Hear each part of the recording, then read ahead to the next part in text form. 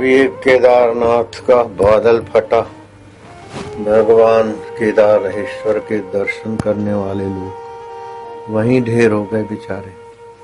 शीला ने पानी को 2 हिस्सों में बांटा, कुछ थोड़ी सी रक्षा हुई न हुई, बाकी तो बहुत तबाही हुई। खैर जो गए हैं उनको हम श्रद्धांजलि देते तो हैं, लेकिन हमारी श्रद्धांजलि के पहले ही उनकी ऊंची गति तो हुई है। वो कोई नीची गति में जाने वाले नहीं रहे हैं। इसलिए जो भी उनके कुटुंबी हों, देश भर में अथवा विदेश में कोई, तो सद्गत आत्माओं के लिए शोक नहीं करना।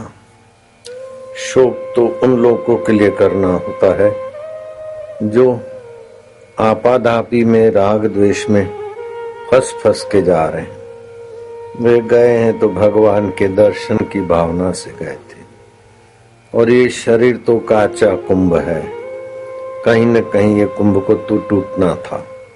वो भगवान के धाम में कुंभ टूटे तो भगवान की ऊंची गति को तो उन्होंने प्राप्त कर लिया है। इसलिए जो भी देश परदेश में उनके मित्र बांधव हैं, उनको मेरी ये प्रार्थना है कि उनके जाने का आपको धक्का तो लगा होगा, लेकिन उस धक्के को भगवान की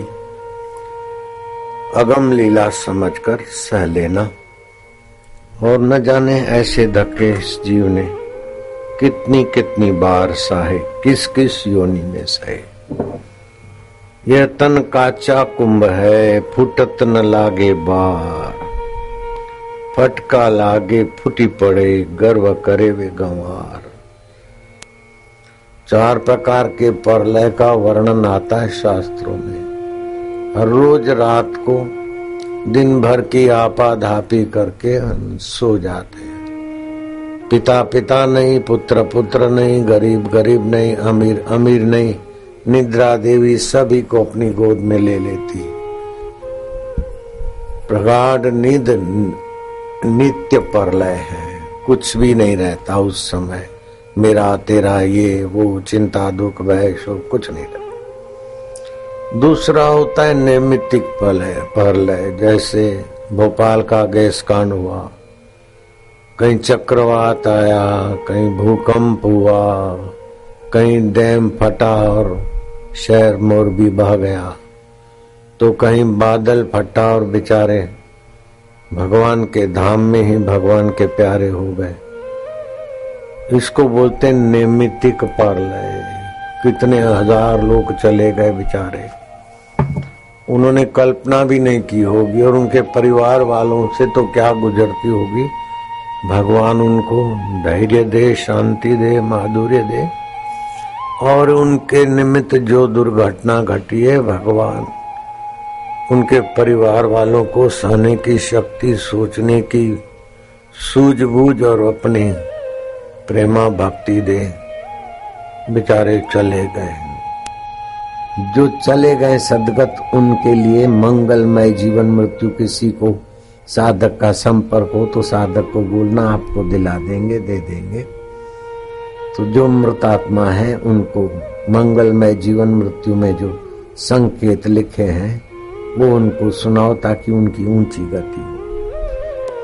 मैं भी कल उधर जाने को जमा रहा हूँ। जो भी सेवा हुई, सेवा कार्य के लिए अपने आश्रम के लोग तो पहुंच गए। गोचर भूमि है और ऋषिकेश में सेवा केंद्र अपना शुरू तो हो गया है, लेकिन मेरे जाने से कुछ ज्यादा सेवा होगी तो मैं भी जाऊंगा। लेकिन अब इस नैमित्तिक प्रलय से सभी देशवासियों को, विश्ववासियों को समझना है कि शरीर का कोई भरोसा नहीं। अमेरिका में जिलजिले हुए या तूफान आए, पाकिस्तान में आया, कई जगहों पर ये उत्पात होते रहते हैं।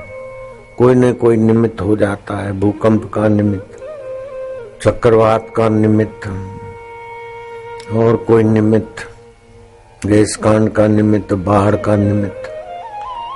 इसको बोलते हैं नैमित्तिक प्रलय। तीसरा होता है जब ये आकाश गंगा में 400 करोड़ सूरज हैं और सभी हमारे सूरज से बड़े हैं, दूरी पर है इसलिए हम बचे हुए। समय की धारा कई हजार वर्ष बीतने के बाद उस आकाश गंगा का सूर्य इस सूर्य के करीब आता है तो आत्यंतिक प्रलय हो जाता है। 1 2 3 4 11 हो जाते, 11 सूरज तपते। उसके आगे ये हमारा बद्रीनाथ का नैमित्तिक प्रलय बहुत बारीक, बहुत छोटा है। नित्य प्रलय, नैमित्तिक प्रलय, आत्यंतिक प्रलय, 11 सूरज तपते तब। तो ब्रह्मा जी का, विष्णु जी का लोक रह जाता है, शिवलोक, बाकी सब चट हो जाता है।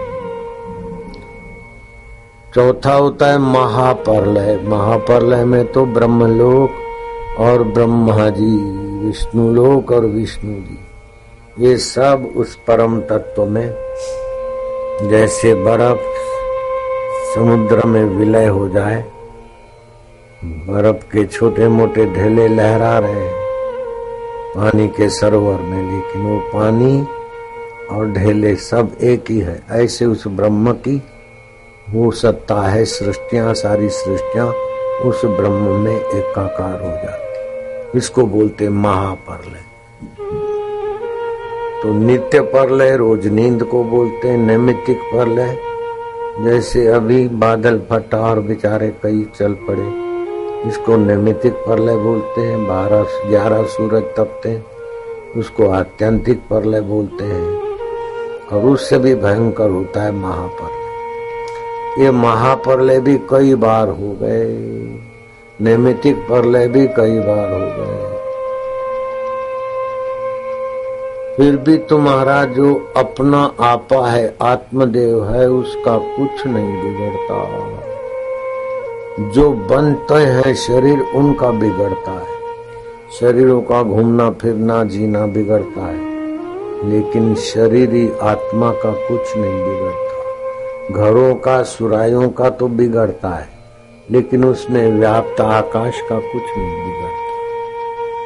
तो जो चले गए हैं कुटुंबी, उनको बोले कि तुम चिदाकाश स्वरूप आत्मा हो, तुम्हारा कुछ नहीं बिगड़ा। तुम्हारा शरीर भगवान के चरणों में 5 भूतों में विलय होगा, लेकिन तुम्हें तो भगवान भी मिटा नहीं सकते, क्योंकि तुम्हारा आत्मा शिव जी का आत्मा, तुम्हारा आत्मा नारायण का आत्मा, तुम्हारा आत्मा ब्रह्मा जी का आत्मा है, तुम्हारा आत्मा सर्वात्मा है।